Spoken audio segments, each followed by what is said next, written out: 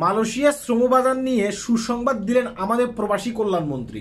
কথাগুলো একটু মন দিয়ে শুনে যাবেন, এটা আপনার কাজে লাগবে, হয়তোবা দিলেও লাগতে পারে। কথাগুলো মন দিয়ে শুনবেন। গত 16ই মে মানে গতকালকে 16ই মে একটা সাংবাদিক সম্মেলনে তিনি এই কথাগুলো বললেন।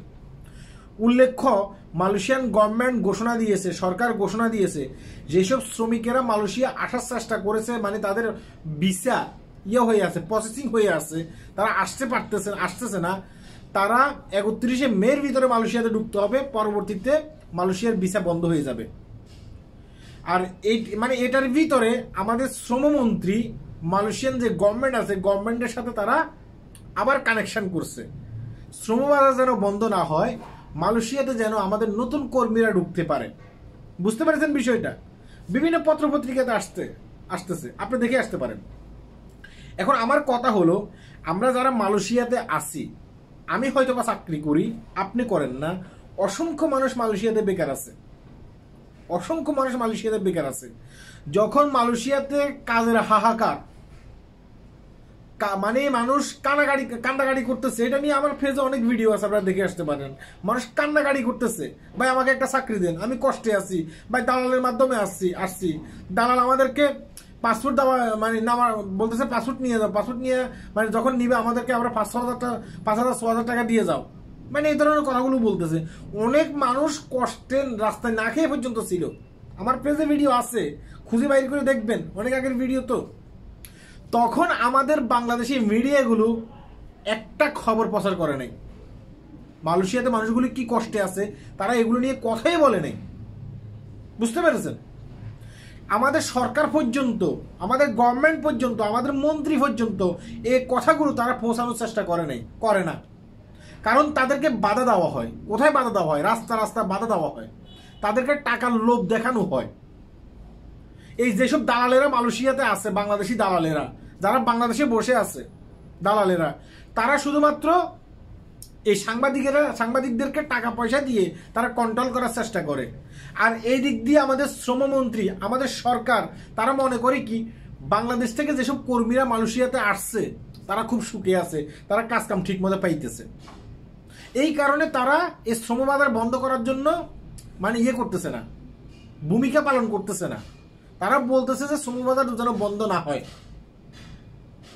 আমি বলতেছি শ্রমবাজার বন্ধ নিয়ে আমাদের কোনো আপত্তি নেই। আমার কথা হচ্ছে যে যেসব মানুষগুলো মালয়েশিয়াতে আসছে, সেই মানুষগুলোকে ঠিকমতো চাকরি পাইছে কিনা, কাজ পাইছে কিনা, এটা কি বাংলাদেশ গভর্নমেন্টের পক্ষ থেকে খতিয়ে দেখা হয়েছে? মালয়েশিয়াতে খতিয়ে দেখা হয়নি। অথচ মানে জাতিসংঘের যেসব মানব অধিকার মানে আছে, সংগঠনগুলো আছে, সেসব সংগঠনগুলো বলতেছে যে মালয়েশিয়াতে অসংখ্য বাংলাদেশি বেকার অবস্থায় আছে, তারা কষ্ট পাইতেছে, মানবতা জীবনযাপন করতেছে, তারা এগুলো প্রচার করতেছে। আমাদের বাংলাদেশি কোনো মিডিয়া এগুলো প্রচার করে না, যদিও করে সামান্য, মানে আপনি যারা বুঝতেই না পারেন তারা এটা প্রচার করতেছে, এমনভাবে তারা মানে এটাকে কথার ভিতরে দিয়ে বলে চলে যাবে। এই ব্যর্থতা কার? জাতিসংঘ এই জিনিসগুলো রিয়েলাইজ করতে পারতেছে, তারা বুঝতে পারতেছে, মানবাধিকার সংগঠনগুলো তারা বুঝতে পারতেছে। অথচ আমাদের বাংলাদেশের যেসব মিডিয়াগুলো আছে, আমাদের বাংলাদেশের যেসব মন্ত্রী মিনিস্টাররা আছে, তারা এগুলো বুঝতেছে না।